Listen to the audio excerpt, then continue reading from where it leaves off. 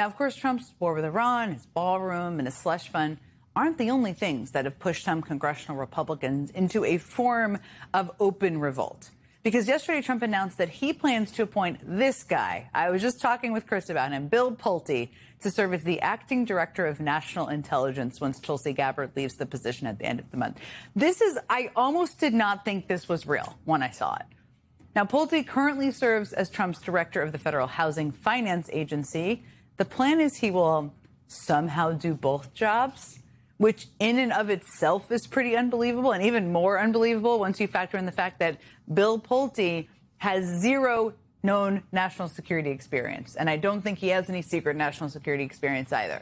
I mean, that would be very important in any other administration. But apparently, it's secondary to the quality that Trump holds above all else, which is, of course, loyalty. Now, you've heard his name. We've talked about his name a lot. But he has grabbed headlines over the past year for using his power overseeing mortgage finance records to make criminal referrals claiming mortgage fraud against some of Trump's publicly stated political enemies, such as New York Attorney General Letitia James, California Democratic Senator Adam Schiff, who I'm about to talk to, and Democratic nominee to the Federal Reserve Lisa Cook. Now, Pulte, who was heir to a family construction fortune, was able to insert himself into Trump's orbit through his membership at Trump's Club Mar-a-Lago, of course, right? He and his wife also donated hundreds of thousands of dollars to pro-Trump groups in recent campaign cycles. And if you are wondering what else Bill Pulte was doing before he joined the Trump administration, well, let me show you. Now, the next clip is a video of Bill Pulte accepting an award just 2.5 years ago, very recently. And before I play it, I just want to warn you that the first two men you will see are not Bill Pulte, and also that the blurred object in this video is, in fact, a dildo. Here's the first ever, man, live f***ing dildo slap on the PP Live. Pulte, look at this f***ing thing. Come on. So, Bill, this says Bill Pulte. All right? Thank you. And then if you notice it's got a tramp stamp with a butterfly on the back. I like it, only the young. One cheek set. Yes, it does say only the young on the back here. Only the young, December 14th. That looks pretty bad. In case that was hard to follow, confusing, in case you're wondering if it was AI, it was certainly not. They made an award that says Bill Pulte bleeps, but only the young. That's a real video.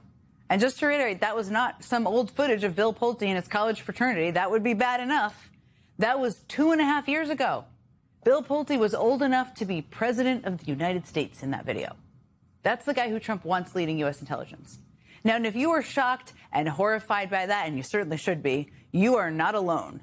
Because Trump's Pulte announcement landed with a wet thud among many elected Republicans. Republican Senate Majority Leader responded. He responded by saying that, quote, "We don't need a weaponized DNI." Fact, true fact. Republican Senator Thom Tillis called Pulte an incendiary attack dog. We love free Thom Tillis and YOLO Thom Tillis world.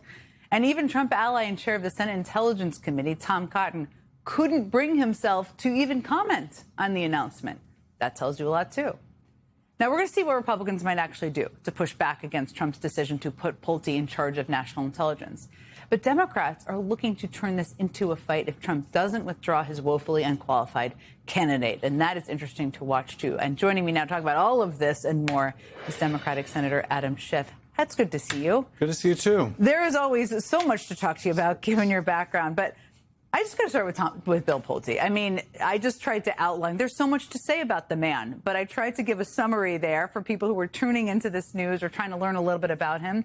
You have kind of a special insight into him, given the Trump Justice Department investigating you for alleged mortgage fraud, and given your also extensive intelligence oversight experience. I just want to know what went through your head when you saw this, and how dangerous do you think it is? Well, what went through my head is this is such an in-your-face move by the president because, of course, the president knows this guy has no qualifications to lead the intelligence agencies, but one, and that is that he is willing to weaponize any access to government data to be used against the president's enemies. That's his only qualification. But can you imagine Notwithstanding the fact, as you just demonstrated, he is apparently an award winner of some sort. If you call it that. Can you imagine this guy briefing the President of the United States on the Iran war, on terrorist threats facing the United States? Do we want this basic trust fund baby of a real estate magnate? Do we want him to be leading our intelligence agencies? Someone who has a demonstrated record of abusing even housing data and making false representations about it to suit the president's interests?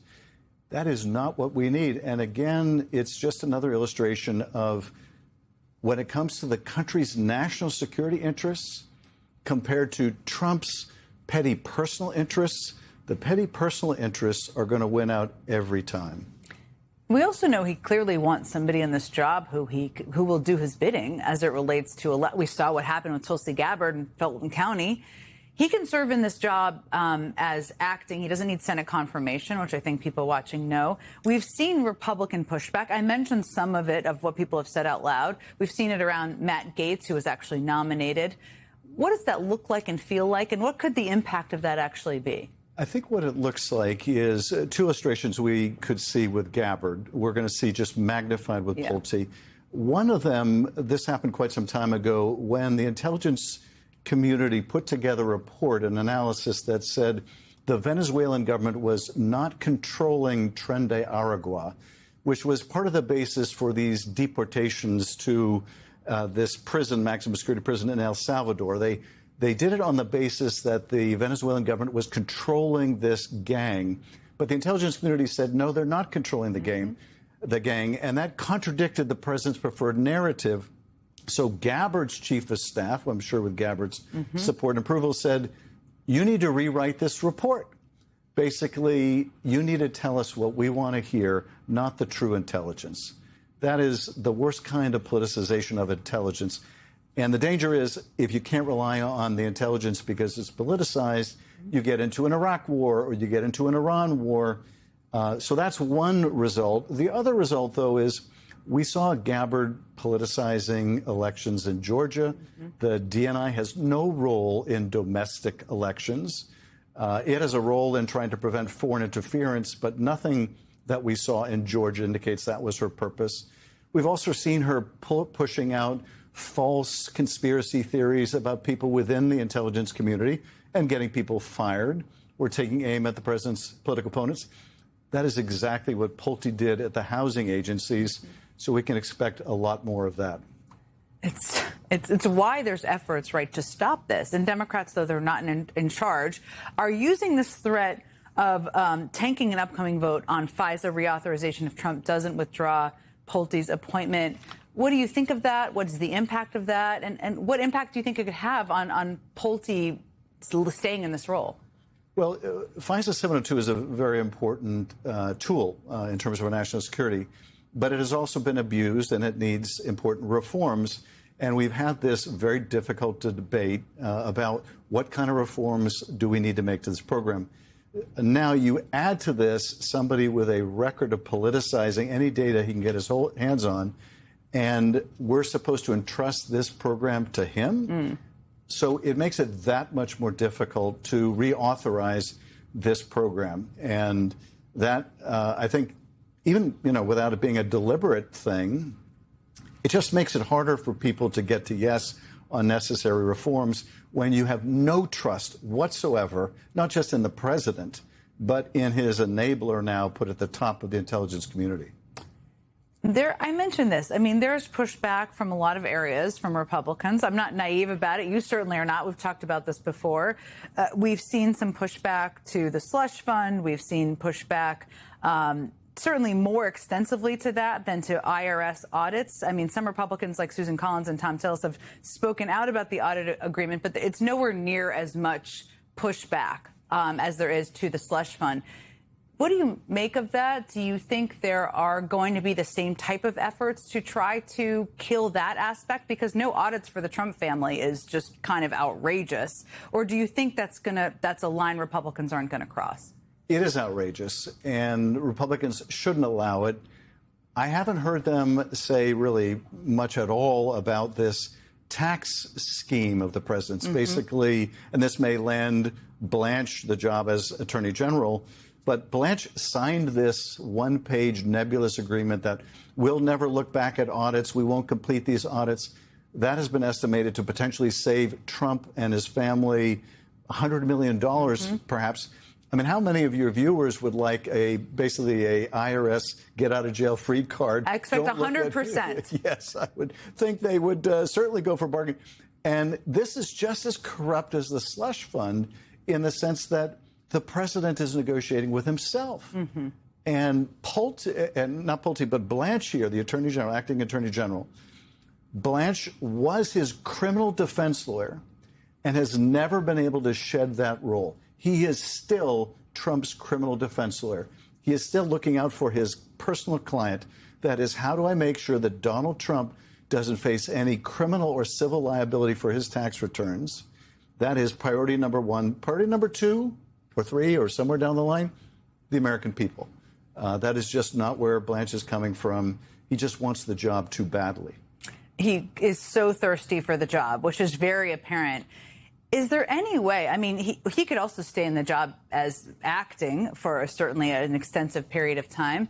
If he's nominated, or even if he's not, is there anything, even if there's Republican support for it, is there any way to stop him? There is a way to stop him. There's also a way to stop this IRS scheme. I'm preparing an amendment for the reconciliation votes. We're starting tomorrow. An amendment, I think others may as well, to try to kill that, not just the slush fund, but the private tax scheme, the get-out-of-jail-free card. So we could put that into the bill as well. I would think that even if we don't do that, if we can't do that because Republicans won't go that far, that this is so suspect that I'm hoping that the judge that reasserted jurisdiction over the case will look into this tax deal and whether it violates the law, whether it is also just corrupt self-dealing. And even if this judge doesn't, I would hope that a future Justice Department and IRS will do the audits that this government is not permitting, because they should be done. And if he has violated the law, then hold him accountable. If he hasn't, then don't hold him accountable. But he shouldn't get any different treatment than any other American citizen. No, certainly not.